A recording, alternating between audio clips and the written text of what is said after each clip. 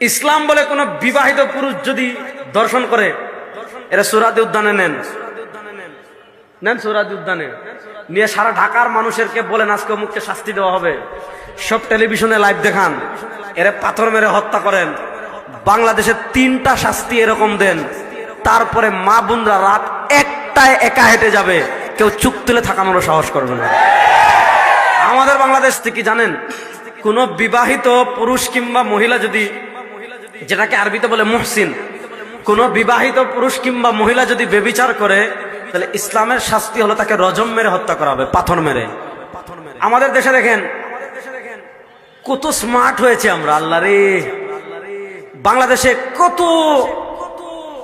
রাষ্ট্রপ্রধান আমরা দেখলাম আমাদের বয়সে, আমরা যখন ছোট্ট ছিলাম। প্রথমে মরহুমা বেগম খালেদা জিয়াকে দেখলাম 2001 থেকে 2006 পর্যন্ত, এরপরে ফখরুদ্দিনকে দেখলাম, এরপর আমাদের আপাকে দেখলাম অনেক দিন, এখন আপা পারে চলে গেছেন। আহা, আপা পারে ভালো থাকেন নাকি। তারপরে দেখলাম আমরা ডক্টর ইউনূস সাহেবকে, এখন আমরা দেখছি তারেক রহমান সাহেবকে। এর আগে তো মুরব্বীরা তো আরো দেখেছেন। আচ্ছা আপনারা বলেন, এই বাংলাদেশের এত যে আমরা শাসক দেখলাম, কেউ ধর্ষণ বন্ধ করতে পারছেন? এবং কসম আল্লাহর, যেই সিস্টেমে বাংলাদেশ, যে বিচার ব্যবস্থায় চলে, এরকম 54 বছর কেন 54,000 বছরও বাংলাদেশে ধর্ষণ বন্ধ করা যাবে না। ধর্ষণ বন্ধ করতে কি লাগবে? কোরআনের আইন লাগবে। এই ধর্ষণ বন্ধ করতে হলে কি লাগবে? আমাদের কিছু ভাইরা আছেন, লজ্জা লাগে, কোরআনের আইনের কথা বলতে পারেন না।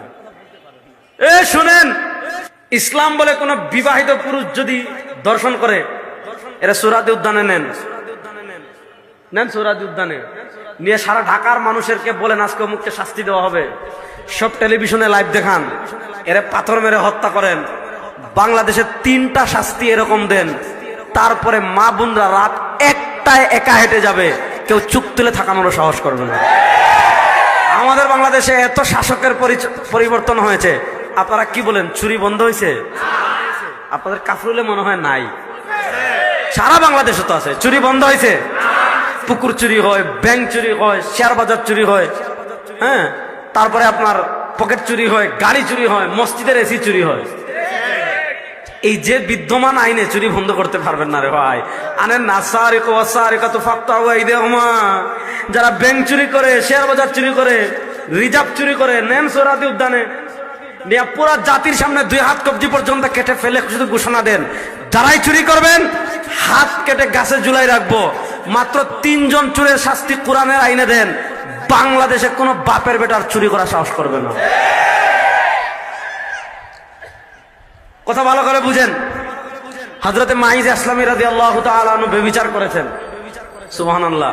তিনি রাসূলুল্লাহ সাল্লাল্লাহু আলাইহি সাল্লামের কাছে এসেছেন, এসে বলেন, ইয়া রাসূলুল্লাহ তাহিরনি ইন্নী জানাইতু, ওগো আল্লাহ রাসূল সাল্লাল্লাহু আলাইহি ওয়াসাল্লাম আমাকে পবিত্র করেন, আমি জিনা করেছি। আল্লাহ রাসূল সাল্লাল্লাহু আলাইহি ওয়াসাল্লাম একবার বলার পর মানে অস্বীকারের ভাব নিলেন। মাইজ আসলামী আবার বলেন, তাহিরনি ইয়া রাসূলুল্লাহ, ওগো আল্লাহ রাসূল সাল্লাল্লাহু আলাইহি ওয়াসাল্লাম আমাকে পবিত্র করেন, আমি ব্যভিচার করেছি।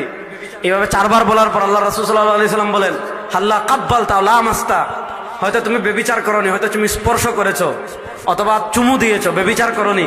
উনি বলেন, লা ইয়া রাসূলুল্লাহ, আমি ব্যভিচার করেছি, আমাকে পাক করেন। রাসূলুল্লাহ সাল্লাল্লাহু আলাইহি ওয়াসাল্লাম সাহাবা ইকরামকে বললেন, মাইজ আসলামীকে পাথর মেরে হত্যা করো। মাইজ আসলামীকে বুক বরাবর গর্ত করে পুঁতা হয়েছে। সাহাবা ইকরাম পাথর মারতেছেন। হযরতে খালিদ বিন ওয়ালিদ রাদিয়াল্লাহু তাআলা আনহু, হযরতে খালিদ বিন ওয়ালিদ তিনি তো সাইফুল্লাহ, তিনি একটা উটের হাড্ডি অথবা বড় পাথর নিছেন, নিয়ে মাইজে আসলামের উপর মারছেন। তো খালিদ রাদিয়াল্লাহু তাআলার শরীরে তো অনেক শক্তি না, তিনি সাইফুল্লাহ, আল্লাহর তরবারি, কোনো যুদ্ধে পৃথিবীতে তিনি হারেননি। এবং যিনি এই যে আমরা শুনতেছি না এখন হরমুজ প্রণালী, এই ইরান যিনি প্রথম তৎকালীন রোমানদেরকে পরাজিত করে যিনি ইসলামের বিজয় পতাকাকে উড্ডীন করেছিলেন, প্রথম জন হযরত খালিদ বিন ওয়ালিদ, তারপরে হযরত সাদ ইবনে আবি ওয়াক্কাস রাদিয়াল্লাহু তাআলা আনহু, যারা রোমান সাম্রাজ্য, তৎকালীন পৃথিবীর সুপার পাওয়ার রোমান সাম্রাজ্যকে পরাজিত করে ইসলামের পতাকাকে উড্ডীন করেছিলেন। হযরত খালিদ বিন ওয়ালিদ জুড়ে মারছেন, রক্ত ফিনকি দিয়ে বের হয়েছে। হযরত খালিদ বিন ওয়ালিদ একটু ঘৃণা করতেছেন, পাপীর একটা রক্ত বের হচ্ছে। আল্লাহ রাসূল সাল্লাল্লাহু আলাইহি ওয়াসাল্লাম বলেন, মাহালানি ইয়া খালিদ লাউ কুসিমাত তাওবাতুহু আলা আহলিল মদিনা লাকাফা। ও খালিদ বিন ওয়ালিদ, আমার মাইদা ইসলামীকে তুমি ঘৃণা করছো, খবরদার শুনো, আমার মাইদা ইসলামী জিনা করতে পারে, কিন্তু জিনা করার পর আমার মাইদা ইসলামী আল্লাহর কাছে এমন তওবা করেছে, লাউ কুসিমাত তাওবাতুহু আলা আহলিল মদিনা, যদি পুরা মদিনাবাসী জাহান্নামী হয়ে যায় আর পুরা মদিনাবাসীর উপর এক মাইদা ইসলামীর তওবাকে বন্টন করে দেওয়া হয়, তাহলে আল্লাহ এক মাইদা ইসলামীর তওবার কারণে পুরা মদিনাবাসীকে জাহান্নাম থেকে মুক্তি দিয়ে দিবেন। উলাইকা আসহাবু মুহাম্মাদিন সাল্লাল্লাহু আলাইহি ওয়াসাল্লাম। এজন্য শুনেন, সাহাবায়ে কেরাম মাসুম না, সাহাবায়ে কেরাম গুনাহ করেছেন, কিন্তু গুনাহ করার পর আল্লাহর কাছে এমন তওবা করেছেন যে তাদের এক তওবা এক শহর কি হয়ে যায়, ক্ষমাপ্রাপ্ত, মুক্তিপ্রাপ্ত হয়ে যায়। এজন্য সাহাবায়ে কেরামকে ক্ষমাপ্রাপ্তির ঘোষণা দিয়েছেন আল্লাহ। তারা গুনাহ করার পর ক্ষমা করে আল্লাহ ঘোষণা দিয়েছেন, রাদিয়াল্লাহু আনহুম ওয়া রাদু আন, আল্লাহ ঘোষণা দিয়েছেন, আমিনু কামা আমানান নাস, আল্লাহ ঘোষণা দিয়েছেন, ফাইন আমানু বিমিসলি মা আমানতুম বিহি ফাকাদ ইহতাদাও, আল্লাহ ঘোষণা দিয়েছেন, ওয়াস-সাবিকুনাল আউয়ালুনা মিনাল মুহাজিরিন ওয়াল আনসার, আল্লাহ ঘোষণা দিয়েছেন, মুহাম্মাদুর রাসূলুল্লাহ ওয়াল্লাযীনা মাআহু আশিদ্দাউ আলাল কুফফারি রুহামাউ বাইনাহুম তারাহুম রুকআন সুজদান ইয়াবতাগুনা ফাযলাম মিনাল্লাহি ওয়া রিদওয়ানা। সুতরাং স্পষ্ট ভাষায় বলি, যে ইসলাম নবী এবং সাহাবায়ে কেরামের ইসলামের সাথে মিলে না, যে আদর্শ নবী এবং সাহাবায়ে কেরামের আদর্শের সাথে মিলে না, যে মত ইসলাম নবী এবং সাহাবায়ে কেরামের ইসলামের সাথে মিলে না, রব্বে কাবার কসম করে